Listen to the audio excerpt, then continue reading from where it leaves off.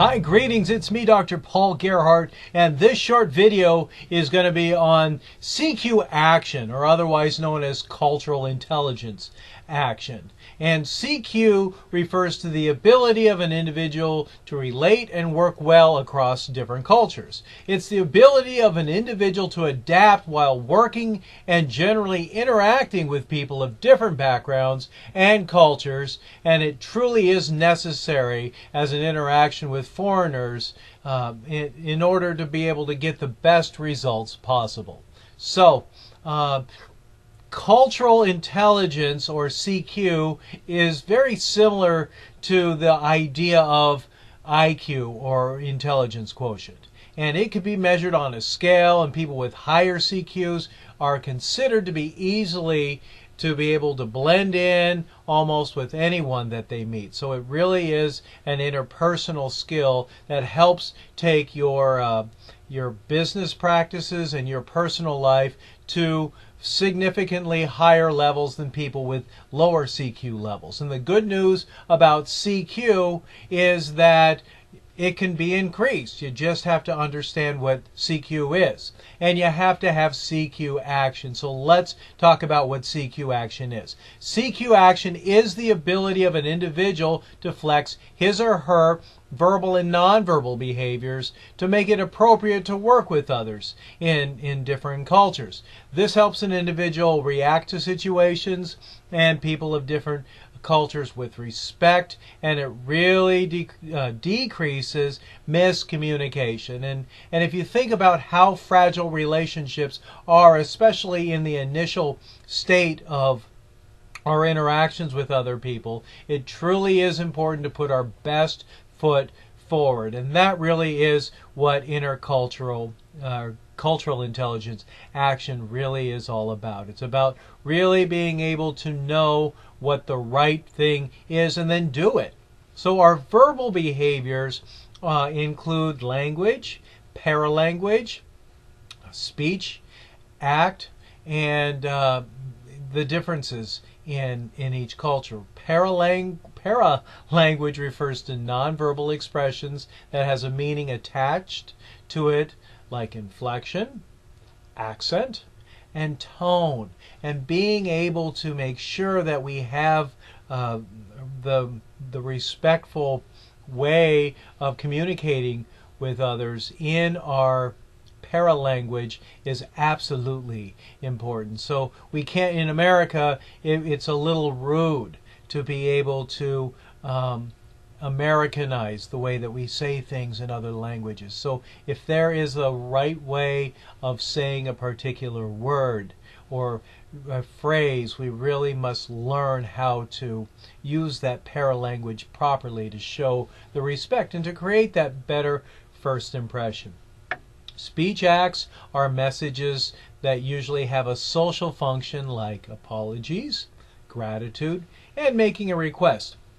The variation in language, paralanguage, and speech act can oftentimes bring out miscommunication. To create shared understanding, you truly must understand both language and paralanguage for whatever that particular group is.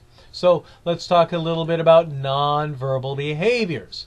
The behaviors are about gestures, body language, greetings, and facial expressions.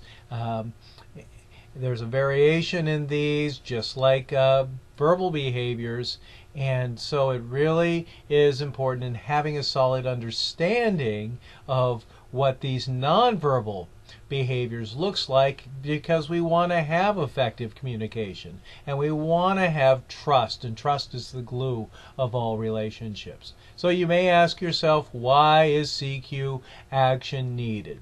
Having solid cultural intelligence truly is important for these few reasons. One, obviously, as we've just been talking about, promoting communication. Having good communication with other people of other cultures truly helps us to be able to interact with other people. It helps us to avoid conflict, and it helps us to keep us from being stereotyped, which could put up a boundary in any relationship. Related to that, it's about creating a good first impression. I talk a lot about the primacy effect, which is essentially if we can put our best foot forward in our first initial meeting, it really helps engage other people with a positive framework that people believe that we're good people and they like us and they want to do business with us and they want to interact with us and they want to be our friend. And that first impression, which I call the halo effect, truly can be done by making sure that we truly are showing respect and understanding for the way the cultural expectations of other people in the way that we do things. So we really must do our homework. We don't want to look like we're being rude. We don't want to be disrespectful. So we have to understand what they do in other cultures and being able to emulate that. And I like the saying, when in Rome, do as the Romans, because that's CQ action. Having an understanding of the culture of the people in any particular setting can help you leave a good impression by acting smooth, authentic, and relaxed. So it really should be natural for us to be able to adapt our way and have actions that are more culturally intelligent. It also helps promote emotional composure. And so it really is, we don't want to create situations where people are in cultural shock, or us in cultural shock for that matter. And we don't want to be angry, and we don't want others to be angry. We don't want to become frustrated because we don't understand what's going on, and we don't want to be confused or even disgusted about things because we really must have a better understanding, and the way we are affects other people. So really having cultural intelligence and having a CQ approach to doing things helps create greater acceptance and understanding. Of course, in some of my other videos, I talk about CQ drive, I talk about CQ knowledge. We need to be aware of social linguistics. This is about how knowledgeable an individual is about the rules of languages and expressing nonverbal behaviors. I talked about CQ strategy in another video, and this really is about handling culturally diverse experiences, making judgments about their own thought processes as well as others, and that includes an awareness about an individual's existing knowledge of cultural diversity. So we must be always making sure that we're planning and checking, and that's your strategy for a diverse encounter, as well as checking when actual experiences from others when we're creating other experiences with others, and we're recognizing the differences of expectations between ourselves and others. So you can increase your CQ score by having the right plan. That's about learning about and being immersed in other cultures. It's about going on vacations and visiting new locations.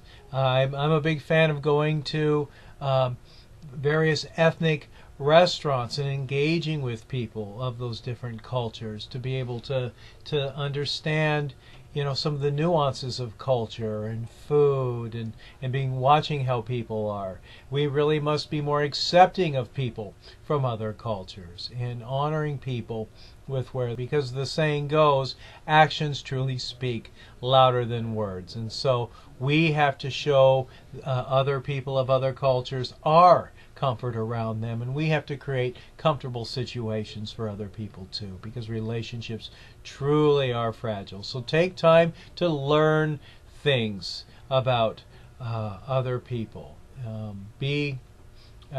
Find ways to imitate their gestures, or even learn forms of common greetings is a great place to start in their own languages. So you have to believe in your own ability to adapt, You get to control your own successes, and you have to be aware that it really is normal to get frustrated and to want to give up in adapting to new cultures and new things. But we have to increase our self-confidence and start with simple tasks. Ask for directions, for example, and make it a habit to ask in a respectful way how things are done or what is the expectation. And you'll find that people truly are people. They have a different way of going about doing things and an understanding about what is right. And when we can learn to act and behave in a way that is seen as respectful from their perspective and not our own perspective, that's when we can have the benefit of cultural intelligence. Thank you so much for your valuable time and watching this video all the way to the end. I hope you found some value in this video about CQ action, or cultural intelligence action. I hope that you have a great day, because only you get to choose how you feel about it.